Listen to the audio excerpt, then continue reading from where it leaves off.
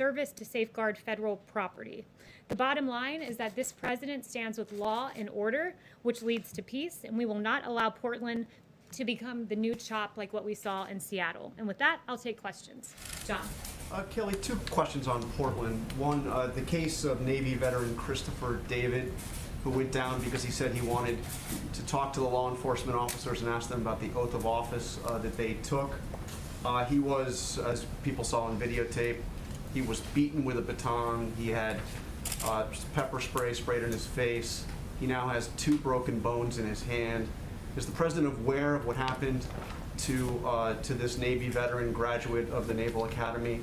And does he condone that kind of action by these law enforcement officers? Yeah, I'm aware of the details of that situation. Haven't heard the audio of the video, though I've seen it, and I'd refer you to DHS about the extenuating details. We always encourage the appropriate use of force, and we also encourage those in the area to remain peaceful towards our law enforcement officers. And my second question is, where in the Constitution does the president derive the authority to send federal law enforcement officers to the streets of American cities against the will of the elected officials in those cities?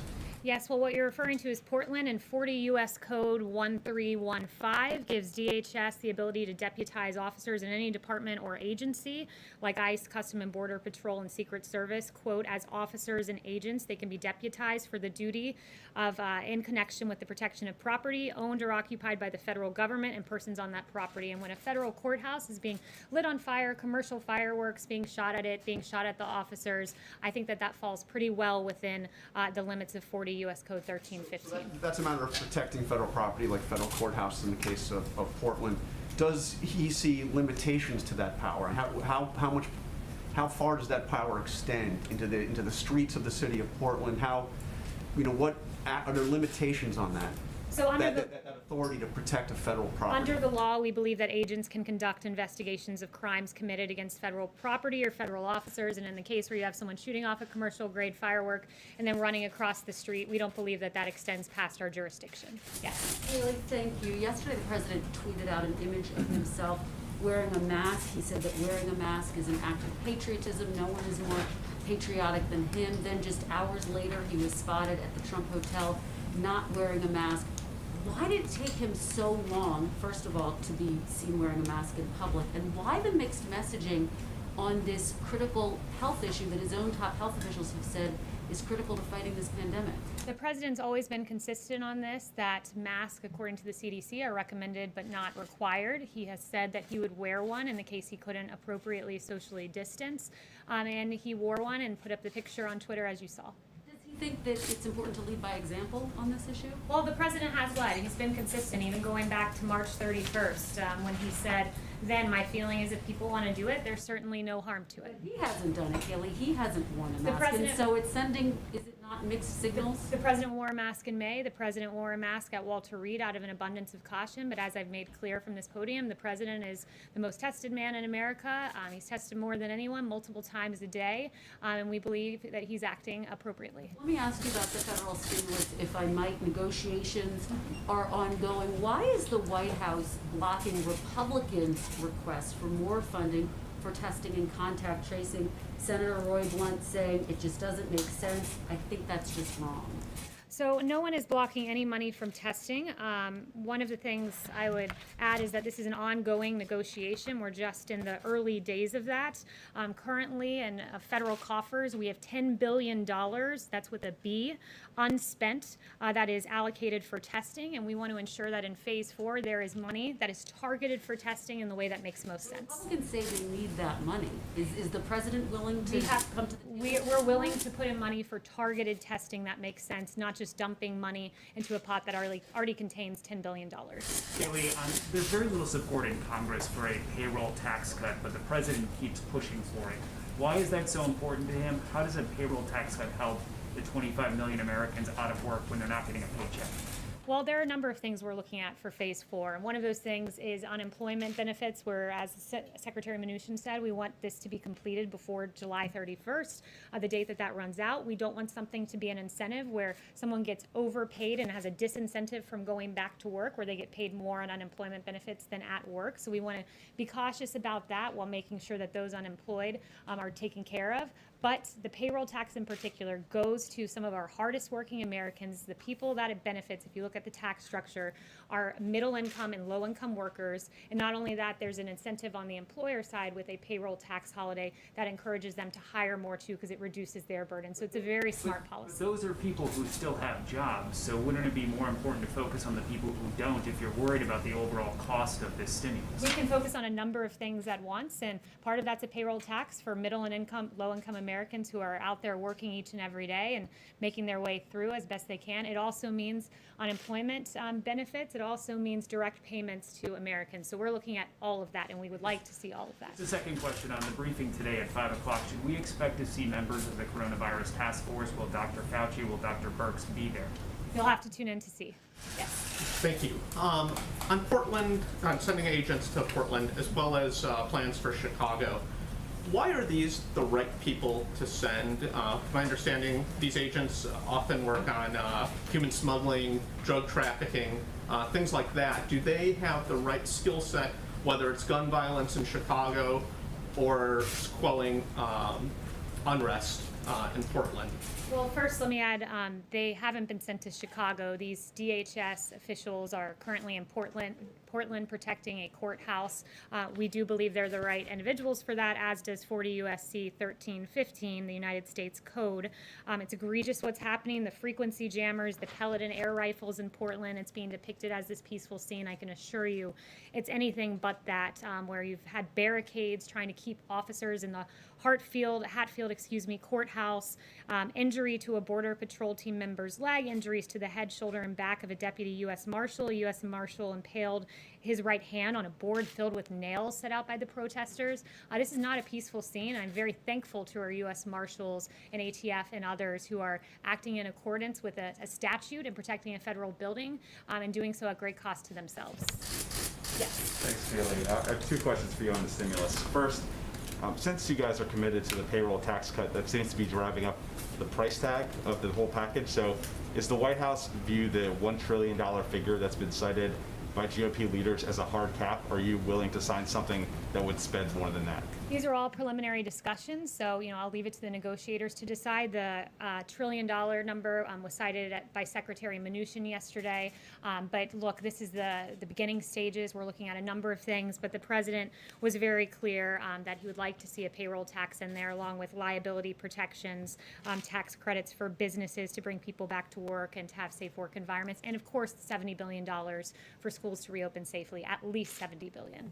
And then on the testing piece, what are the long wait times that we're seeing for tests around the country suggest that we do need a massive influx of testing beyond what's unspent, and that the federal government should take more control of the country's testing program? So we do want to see more testing funding, but we want it to be targeted in a way that it gets to the right people who need testing at the right time, not just dumping money into a bucket. So we want more money. We want it to be targeted. But I'm glad you brought up the timing of the testing. I talked to Dr. Birx, and she's very encouraged by the pool testing that's being worked on. You can run 4 to 5 times as many tests in the same period of time by decreasing turnaround times at a minimum of 2/3. So if you took 3 days to get a test result, it goes down to less than 1. If it took 6 days, it goes down to less than 2.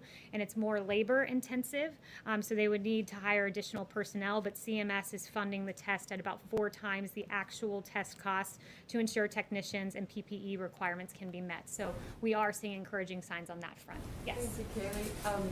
Just going back to the Portland situation, what is sort of the policy justification for federal officers not identifying their agency and their arrest authority when they take a protester into custody? So I've been told by DHS that there is insignia indicating that they're law enforcement. They, in the case you're referencing, did identify themselves to the individual being obtained, but that they don't identify themselves to crowds because it would put them at great risk. And I think you can see that, as I noted, when they're sticking their hands into boards left out by some of the rioters. Yes. Hey, Kayleigh. On June 16th, a little more than a month ago, the White House, via the Vice President, published an op-ed in the Wall Street Journal. The op-ed said that the media has tried to scare the American people about the coronavirus. It talked about low positivity rates and declining case numbers in half of the states. there have been 25,000 additional deaths since that was published. Does the White House still stand by that op-ed?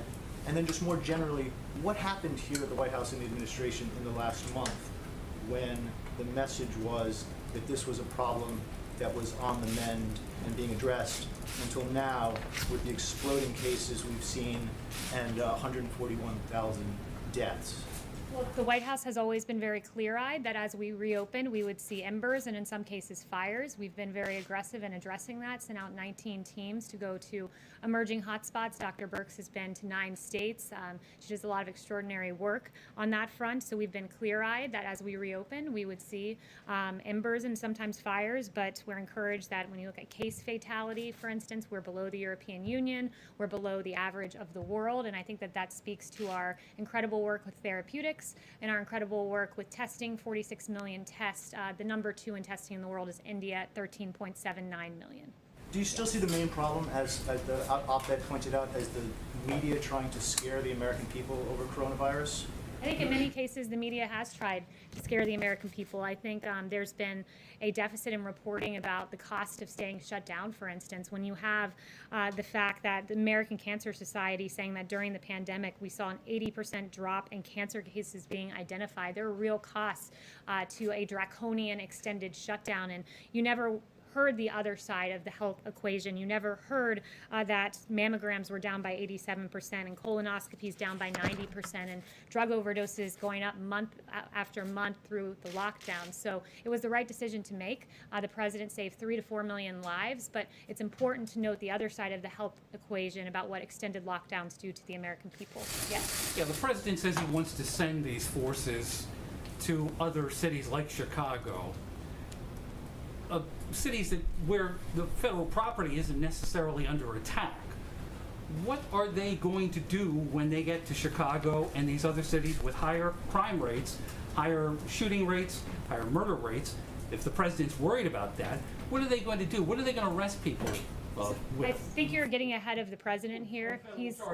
He's made no announcements as to who's going where. He's very discouraged by the violence that he's seen in Chicago. It's why he sent a very strong letter to Mayor Lightfoot offering help because she's clearly unable to control her streets, and the governor as well, unable to control that area. When you see the fact that there were 49 officers who were injured in this egregious video of them being lambasted with rioters with umbrellas shielding from view that they were throwing projectiles and 49 officers injured. Not only that, the poor citizenry of Chicago, where 12 were murdered this weekend, 70 shot alone. It's incredible what we're seeing in Chicago. He's offered his help, and we encourage the mayor to take it and to be forthright about the situation in her state, much like the governor of Missouri was in working with us on Operation Legend to protect the people of Missouri. But the leaders of these cities don't necessarily want unmarked police officers patrolling their streets the way we've seen in Portland, with the premise that they're protecting federal property there. The leaders in these cities don't want this sort of paramilitary police force. They're offered the assistance of DOJ, as was done, where you've had FBI surge in the case of Operation Legend.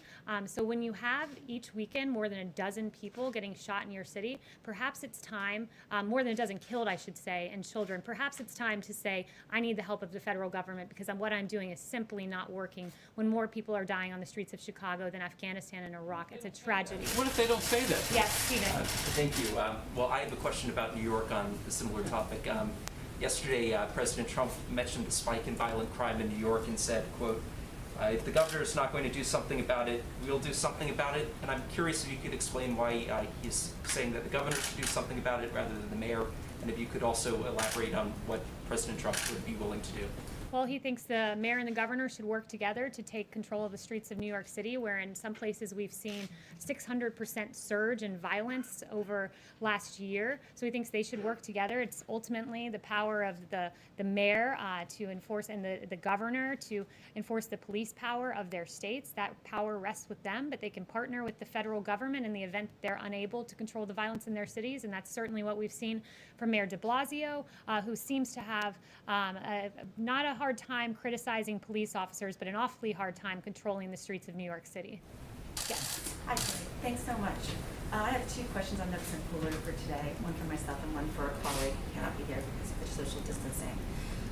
Governor Gavin Newsom was one of the few Democratic governors to bring in the National Guard and arm them after the riots and looting in early June, as compared to Seattle, where they didn't arm the National Guard. The Guard was posted at Los Angeles City Hall as a show of force, and within days the violence had quelled. Why not just invoke the Insurrection Act and have a big show of force rather than these more secretive operations? So I'll leave that to the president. We don't have secretive operations going on. It's very clear what's going on in Portland. It's very clear what's happening in Kansas City. But with regard to the Insurrection Act, look, we believe that it should be governors and mayors doing what they have the constitutional power to do. The police power rests with them. So it's up to this president whether he ever decides to invoke that. But governors and mayors really need to step it up, particularly in Democrat cities where Democrat streets are out of control. And then the one for my colleague, John Gizzi at Newsmax is asking, what are the president's thoughts on John Kasich supporting Joe Biden in his plans to appear at the convention What was for that? him? I didn't hear the last John Kasich is supporting Joe Biden, and he plans to attend the convention and support the Democratic convention. So that would be a question for the campaign, but this president's quite proud of his record in the Republican Party and quite proud to have the support of 96% of the party, more than any predecessor in the history of the Republican Party. Yes. Thanks, Kayleigh. You said earlier that the president was tested multiple times a day. We knew he was tested daily, but can you elaborate on that? How many times a day is he tested? He's tested often. I'm not going to read out exactly how many times he's tested a day, but sometimes it is more than one time a day. Yes. Yesterday, the president said that when he was previously doing briefings, we had a lot of people watching, record numbers watching the history of cable television. And I was wondering if ratings are factoring into his decision to restart the briefing, and if he is the best person to get accurate information about the virus out to the public, given previous statements at briefings like his speculation that disinfectants inside the human body could work as a treatment, which medical experts say is not the case, and claims that the virus will just disappear.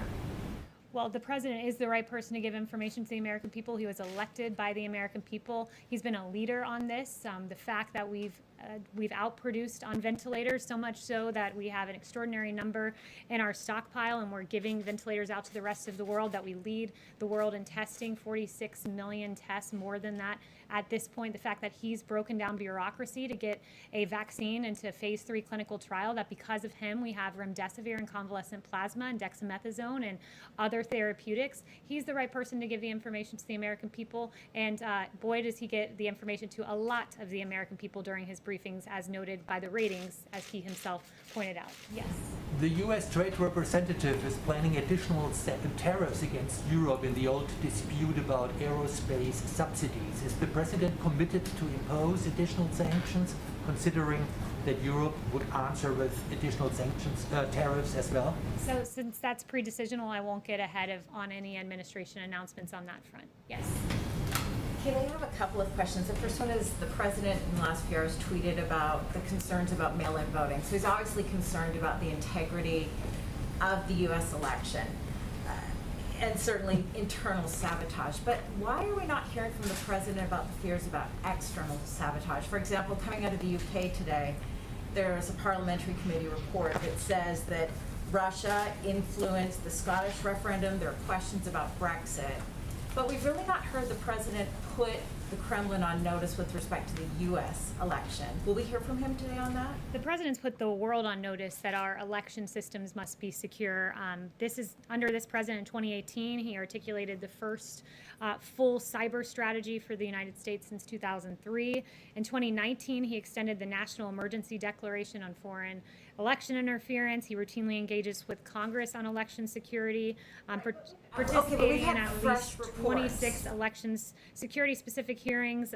He signed legislation, $71 million, and so on and so forth. And that's quite a contrast to the Obama-Biden administration, who, when told of meddling in 2016, did nothing. And in fact, Susan Rice told the White House cyber team to stand down and, quote, knock it off when they floated options to combat Russian cyber attacks. And even Obama's cyber chief, Michael Daniel, has confirmed the stand down order.